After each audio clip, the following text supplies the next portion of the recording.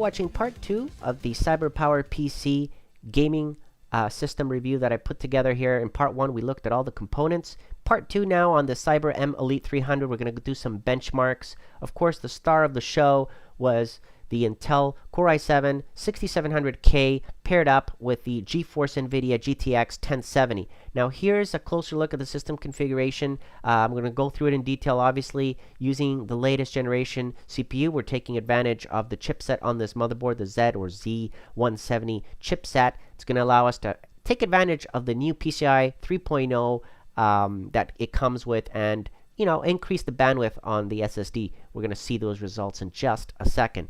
Now, the system is running on idle mode right now. I'm not stress testing it. I'm just showing you the settings that it's basically set up as right out of the box from CyberPowerPC. It came slightly overclocked at 4.4 gigahertz. Okay, not terribly extreme, but we can obviously overclock this even further, and I'll probably do that in another video coming up.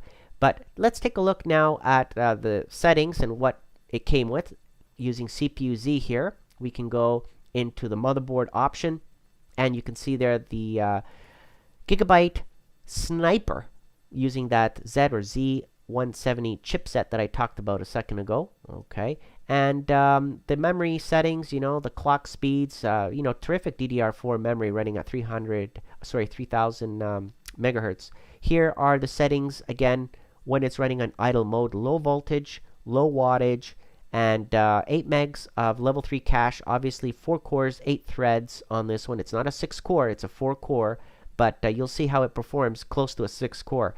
And because it comes with a liquid cooling system in there, we're going to keep obviously temperatures as low as possible, and running it at full load here, the voltages will shoot up to about 1.33 volts, as you can see there, when it's running at 4.4 gigahertz, 100% load on those 4 cores, 8 threads.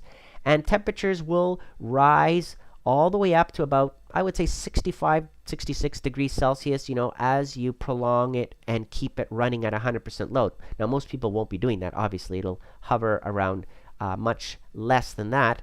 And as you can see here, when you stress test the GPU, same deal. If you're using it casually, average GPU load of about 25%, temperatures are pretty reasonable, about 35, 36 degrees Celsius.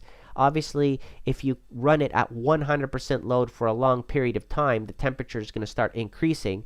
The funny thing is, the fan didn't kick in until much later. So it's very interesting how it came out of the factory. The firmware on that doesn't kick in. The fan goes up to 25% at one point, and the temperature of the GPU went up to about 72 degrees Celsius. If we can control that fan and maybe tweak it a little bit, but right now it's so nice and quiet, I hate to touch it. Now, going into the benchmarks on a variety of tools and games, look at ASETEK first, just to show you the read, write, and copy and the latency. Okay, so before we get into the future benchmarks and the gaming stuff, which I know you guys want to see, let's talk a little bit about the memory. The DDR4 memory is very fast, as you can see there, compared to other systems with different memory configurations. DDR4 is right at the top. So the combination of this CPU, this motherboard, and this memory makes it the fastest available combo that you can get right now.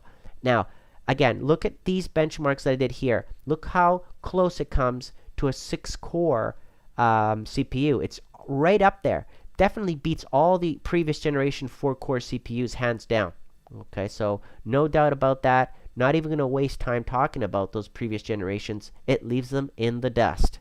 Now, again, looking at further benchmarks here from the ASETEK, right at the very top again, beating previous generation CPUs, including some 6 cores, which is terrific. On the PC Mark 8, I did an overall system benchmark using the Creative Conventional benchmark that it has. And let's take a look at the score here, the 7991. Okay, I did a compare online with other systems to see how this one, ranked up there. And it ranks very high, as you can see there, my system that we got from CyberPowerPC compared to the gaming PC that they have listed there. Okay, so obviously very fast. I also did a further comparison online to other machines that were running basically the same GPU, but an Intel Core i7 4790 and also a 6850. So you can see, again, how close it compares to those types of systems using the same GPU. This is right up there, doing really well against other types of systems, even a two-way GTX 980 and SLI. Look at that. It's compared very close to two cards almost.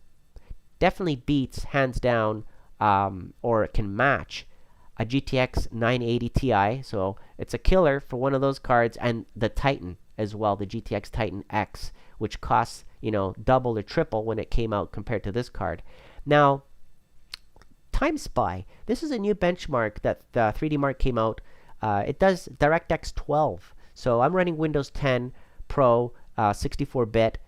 DirectX 12, there are the benchmarks, and here is how it stacks up and compares to GTX 980 Ti and a GTX Titan running the same CPU. Okay, this Intel Core i7 6700K.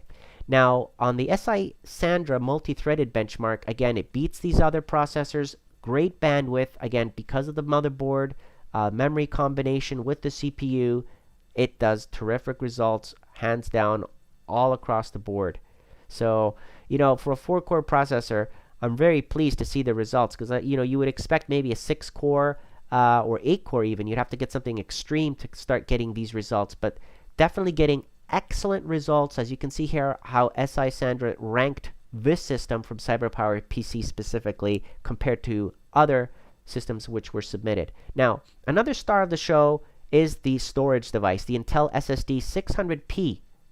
Okay, so the form factor, the M2 form factor there on this Intel, very tiny, just attaches onto the motherboard, out of sight, out of mind, very small and fast. Fast, as you can see, there are the specifications, and right below it are the actuals, and it met those and actually beat those. So you can see how it's taking advantage of the new PCI Express 3.0 lanes. We're getting more bandwidth, and it's able to actually keep up with that. So the SATA days of getting, you know, just 500 megs per second are really gone now with this type of SSD. You can get terrific results, and it's really bringing up the overall benchmarks up even higher, right? Because everything counts. Now, look at the Cinebench R15 benchmarks, again, compared to other machines on the OpenGL and the CPU performance. Very nice as well. Okay, let's look at some games now. Now, I like Star Wars, so obviously I'm going to show you Star Wars Battlefront. Now, you know, we're looking for games that do stress test the CPU and the GPU. Good combination, multiplayer. Here are the two different graphic resolutions, including, of course, 2560 x 1440. Everything is always running on Ultra or Ultimate, highest graphic settings, nothing less. Okay, so you can get a good idea how well this performs, and obviously I think it's a console killer.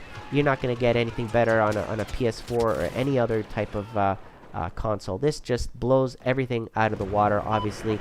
Battlefield 4, one of my favorites, and whether you're playing Battlefield 1, whether you're playing, you know, any other type of first-person shooter that really stress tests the CPU and GPU, that's what you want to look at here, and here are some results that will give you a good idea on what you can get on similar types of games, whether you play these or not. Now, going into Fallout 4 as well, another CPU, GPU intensive game. You can see here the maximum, minimum, and the average frames per second. Again, everything is always running on ultra high display settings because you can, right? CyberPowerPC builds these gaming PCs for you, for those of you that are hardcore folks that, you know, just want something ready to go. It's been stress tested, it's been proven, it works, it's neatly packaged together, as I showed you in part 1, and there's no doubt about it that this is a killer PC. They've done a great job. They selected the right price point because of the processor and the motherboard. These motherboards are coming down in price now. DDR4 memory is coming down in price now. Okay, it's becoming more mainstream. So that means that you can afford more and more now to get a system built like this. It's not like it used to be that it would cost you to like $2,000-$3,000. Much less than that, you can get the performance. And look at this beauty. Look how clean that is on the inside, right? It's a beautiful thing to see. As I showed you in part 1, each component, here it is. And where would you get something like this? Where would you buy it? Well, obviously on the CyberPowerPC.com website. When you go there, you'll be able to click on the system and navigate to a screen like this, which then allows you to see the specs that it comes with, the default specs, and then you can customize them, of course, and add or remove things appropriately. Or you can go to newegg.com, an e-tailer like this one, and search for a CyberPower PC. I found one here actually very similar to the one that I'm running, and you can buy it pre-made, ready to go from there as well. So you've got different options, right? Now with the holidays, you might be able to get some good deals. Shop around, take a look. I'd like to thank CyberPowerPC for providing it. Comment below, let me know what you think about this awesome system. And again, thank you for watching.